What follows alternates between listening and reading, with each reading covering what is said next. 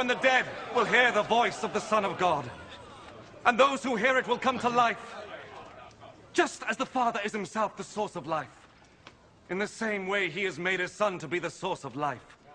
And he has given the Son the right to judge because he is the Son of Man. Do not be surprised at this. The time is coming when all the dead will hear his voice and come out of their graves. Those who have done good will rise and live.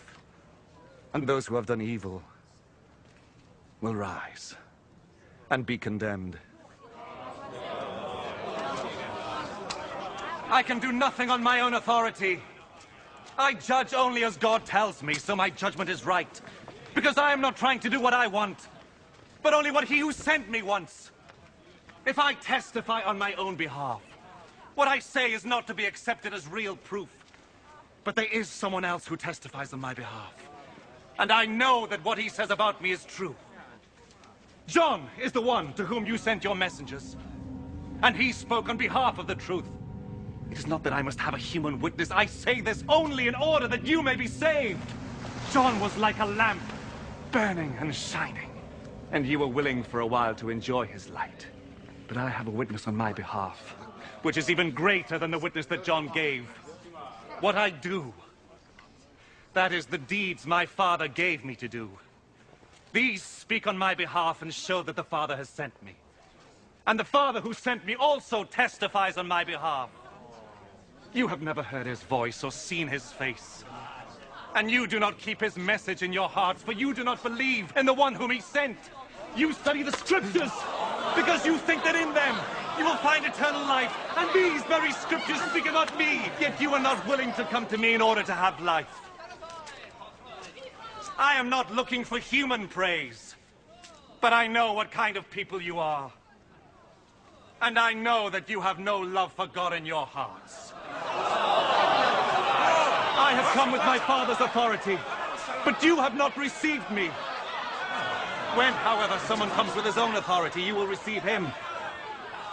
You like to receive praise from one another, but you do not try to win praise from the one who alone is God. How then can you believe me? Do not think, however, that I am the one who will accuse you to my Father. Moses, in whom you have put your hope, is the very one who will accuse you. If you had really believed Moses, you would have believed me, because he wrote about me. But since you do not believe what he wrote, how can you believe what I say?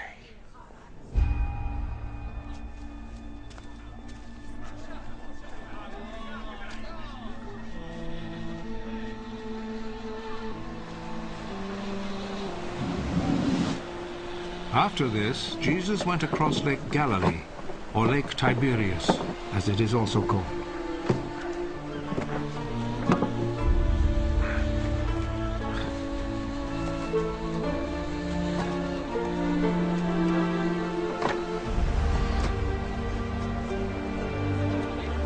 A large crowd followed him because they had seen his miracles of healing the sick.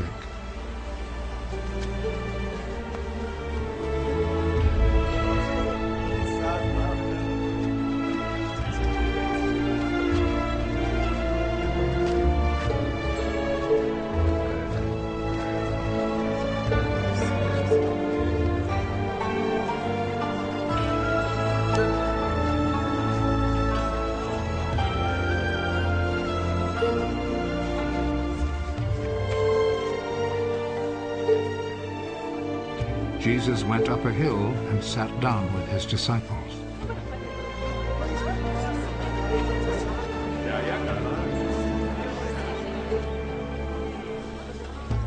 The time for the Passover festival was near. Jesus looked around and saw that a large crowd was coming to him.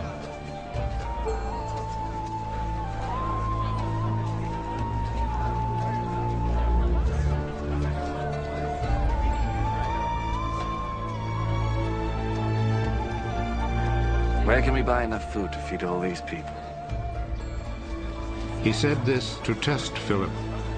Actually, he already knew what he would do. For everyone to have even a little, it would take more than 200 silver coins to buy enough bread.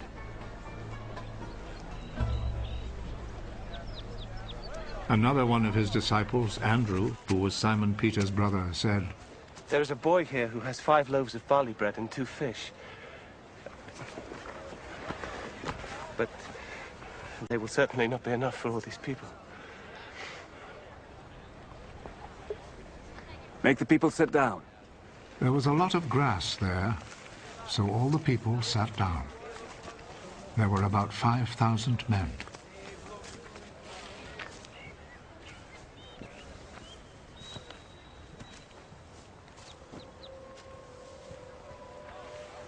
Jesus took the bread, gave thanks to God,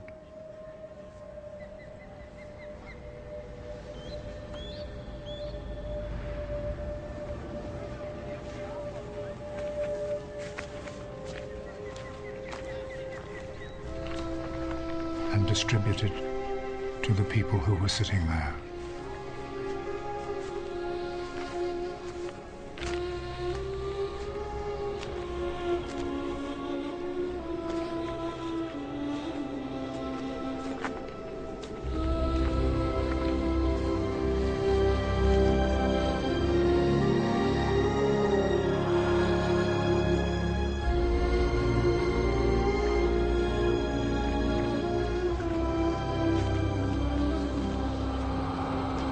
He did the same with the fish.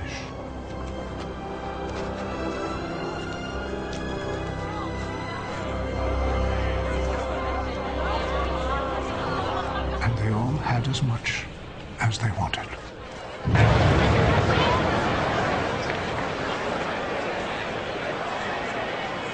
When they were all full, he said to his disciples, Gather the pieces left over. Let us not waste a bit.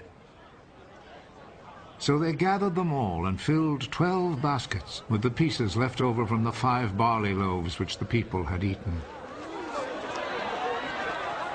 Seeing this miracle that Jesus had performed, the people there said, Surely this is the prophet who was to come into the world. Jesus knew that they were about to come and seize him in order to make him